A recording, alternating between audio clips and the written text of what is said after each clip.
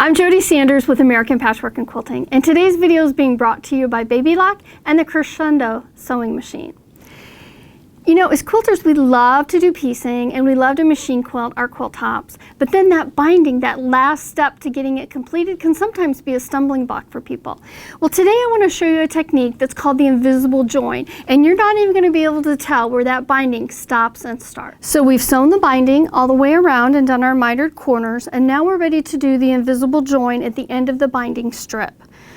We have cut this binding 2.5 inches wide, so we have a length of it here on each side that's not sewn down, and you need that so that you've got the room to manipulate that binding a little bit. We've got this sewn down, or this placed down.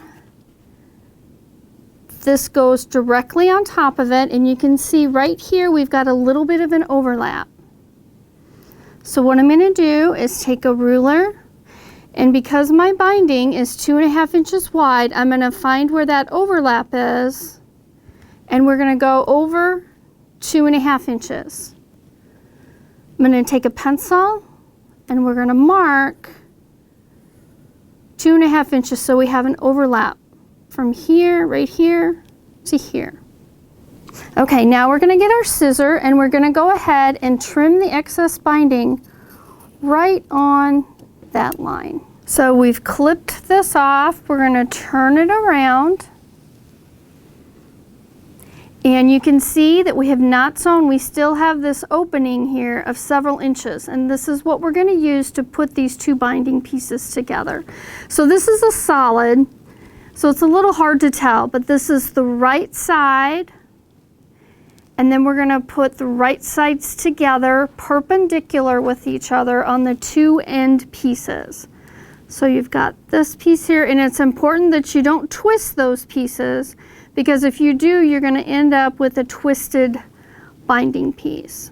So we're going to match them together like this, and then I'm going to get a small ruler, and I'm going to have a diagonal line that I'm going to mark with a pencil where these two pieces meet. And again, this is on the back or the wrong side. Now, I've made the mark, but I'm going to take this away, and then I'm going to grab a couple of straight pins. And because this is a little hard to maneuver, I'm going to put a straight pin on each side of my marked pencil line so that when I take it to the sewing machine, those pieces haven't shifted or moved. Okay? So now we're going to go ahead and we're going to take it to the sewing machine, and we're going to sew on this diagonal line.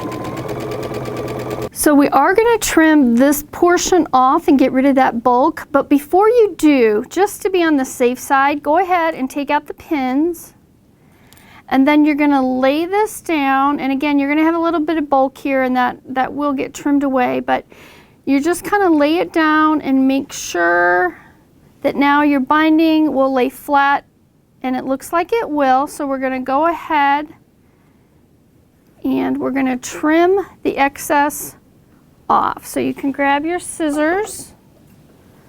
I'm going to just turn this around a little bit.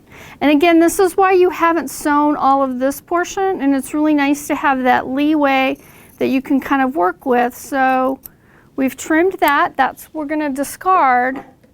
And most of the time with the binding, what I do with this piece is I just go ahead and finger press it down. You can take it to your iron if you'd like, and you just kind of press that portion open, and again, that's your diagonal join that you've got there. So then you put your pieces back together and you go ahead and complete sewing the rest of that seam. So as you can see, this is a really nice diagonal seam that you hardly even notice. It looks just like the other ones that you've done to put those binding pieces together. I know for me, getting my tops done and quilted is my favorite part, but then putting the binding is sometimes hard, but I know I'm going to be using this method on all of my quilts in the future.